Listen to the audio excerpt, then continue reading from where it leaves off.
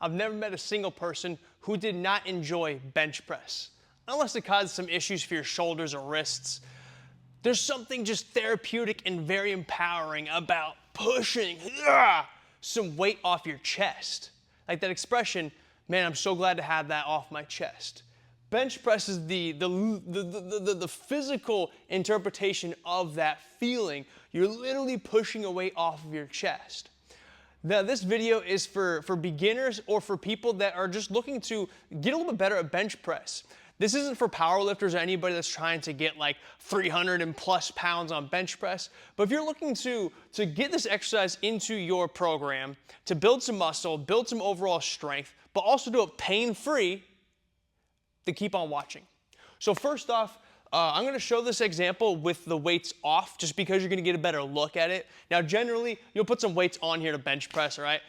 The bar is typically 45 pounds, so if you're a beginner and you're starting off with this and you've never benched before, start with just the bar first and get that movement down. So check this out. We're going to go with a couple different, just the way that to set up with this and some things to look for while doing this and some red flags as well.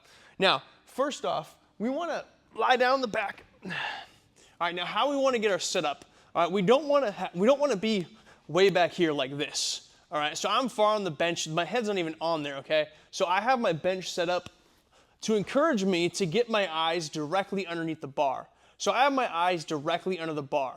All right, now if I go here as if I'm going to have it on my chest, when I bring the bar up, it's very likely that I'm going to hit these J hooks when I'm pressing the bar up, which will kind of screw up my flow and rhythm.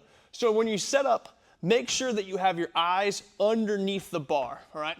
Now, next thing we want to do is our feet position, okay? So I like to go nice wide stance. Ideally, we do want to have our feet on the floor, and we don't want to have to arch our back. So I have some people that are a little bit shorter. They're about less than like 5'3", and I'll put like a plate underneath their leg just to make sure that they can get their foot flat to the ground. The reason why we want to have our foot to the ground is you want to be able to squeeze our glutes. All right, so you can see here, glutes are relaxed, squeeze the glutes, my hips are up slightly, and we want to also, I like to angle my toes in like this to help kind of drive the big toe in the floor, and that will kind of encourage you to not arch your back like this. All right, so number one, feet flat on the floor, glutes engaged, eyes are directly under the bar, hand position, okay? So you, on literally every single bar, there's like a smooth and a textured part, okay? Now, depending on your size, if you're a little taller, you're gonna wanna go a little bit wider. Ideally, you're gonna go just outside shoulder width. So this is just like, this is shoulder width for me, just outside shoulder width. So if I bring those arms down, I'm going to right here. So that's where I'd wrap my hand around the bar, all right? Now that's different for everybody. Typically for me, what I do is, and again, this is just for me, but hold on to it. And what you're gonna do is you're gonna get any part of your thumb, from the knuckle of the thumb all the way to the tip. You're gonna wanna have that part somewhere around here, okay? So starting from here, this would be more of a narrow grip. And if I go here to my mid thumb, that's generally where I wanna go. If I wanna go a little bit wider, I'll go to the tip of my thumb right there. You can see tip of my thumb right there, and that's where I'll go a little wider, all right? Now we want to make sure that we're even, all right? I've seen some people that get on here and they'll just grab the bar like this. They're like, all right, cool, I'm ready to go, coach, boom, and they bring it up. Now if you can see, this is terribly uneven, all right? So that's why all these notches and grooves are here to make sure that you're even. So we go right, we go left, we make sure that we're even. Now we have our hands at the bar, we have the proper shoulder placement. Next thing we want to do is set our shoulder blades. So what I like to do is, again, my glutes are engaged, my eyes are underneath here, I have good place in my hands, pull yourself up slightly and think about pulling the shoulder blades together. All right, so now our back is nice and tight, my glutes are engaged. From here, boom, we're gonna press that bar up. Now notice my wrist and elbow position, right? All right, I'm rotating my wrist like I'm trying to break the bar in half. All right, so we wanna actively rotate the wrist. That's gonna create some torque in your shoulder. From here, we're gonna slowly lower. Think about pulling the bar down. 3, 2, 1. It's gonna end at the bottom of the sternum. And then from here, we're gonna punch the ceiling. Punch it up, locking out those elbows at the top. 3, 2, 1. As you lower, bring it to the tip of the sternum. Punch it up, okay? Now here are a couple common mistakes that we want to avoid. Number one, having the wrists bent like this, right? We don't want the wrists bent like this. You're going to put a lot of strain on those wrists. Ideally, and it's going to be hard to get them straight like this. The more weight you get, the harder it's going to be to hold them straight because the weight's going to want to follow your hand. Boom, cocked back slightly right there. Think about getting the tip of your knuckle on the hand to point up to the ceiling, okay? So here's fists, boom, right there. Again, screw those shoulders into position. We don't want to go wide with our elbows like this. Screw the shoulders in. Keep your elbows tucked, about 45-degree angle. Elbows tucked, press it up. Go nice and slow on the way down. Control the lowering, punch it up. 3, 2, 1, punch right there. All right, once you're done, we want to rack it safely. So what I'm going to do is I'm going to bring this back. Boom, I'm going to have it hit. I'm going to look left to right, making sure that they're in the J-hooks. I'm going to gently lower it. When you're done, you can just sit up. Boom, there we go. A couple common things to look for when doing this is don't bench every single day.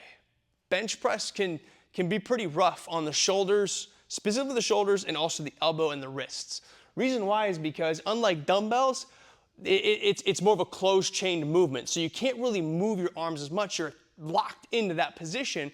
So you're not going to get as much range of motion out of your shoulders, elbows, or wrists compared to holding on to dumbbells where you can rotate those bad boys. Next, so if you are noticing any kind of like, it doesn't feel good on your shoulders, elbows, or wrists, that means it's time to take a break. Take a break from benching for at least 2 weeks, upwards to 4 weeks.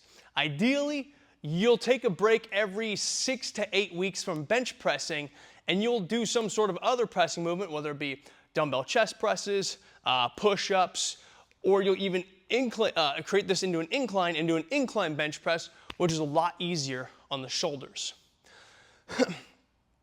Another thing to look for as well is like safety first.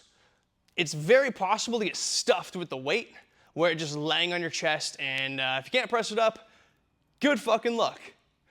If you don't have a spotter nearby, don't max out. It's that simple. If you don't have somebody that can be there to help lift up the weight, just in case you can't get it, don't go to failure. Train smart, all right? Do not let your ego run the show. And those are some common tips and tricks that you can do to start bench pressing safely, to get some more weight on the bar, and if you're a beginner, just to start doing it in your general routine. Again, make sure that your position is that you're set up correctly. We want to go through those steps. Eye underneath the bar, hands are about shoulder width apart, glutes are engaged, shoulders are pulled back, and we're keeping the elbows tucked at this 45-degree angle, okay? So if I'm bench pressing and you're to see this camera up here, it would look just like this. The bar's coming down, right here at the bottom of the chest. We don't want it to come above the nipple. So if you think, hey, nipples are aligned right here, we want to bring the bar slightly below our nipples. Boom, press it back up, locking out the elbows at the top. Also make sure those wrists aren't bent too much like this. We're going to try to get this kind of like these two knuckles to point up to the ceiling once we're done with that press. Make sure you slowly increase your weight, 5 to 10 pounds at a time, and always keep 1 to 2 reps in the tank unless you have a spotter to help you lift the bar up, just in case you can't get that last rep. If you got any questions about bench pressing, or you know somebody that is just getting into the gym and they want to start bench pressing and their form looks like absolute shit, send them this video. Give me a comment, hit the subscribe button, because there's going to be plenty more, at least once a week, of videos coming out here about fitness, nutrition, and mindset. Thank you for watching. I'll catch you next time.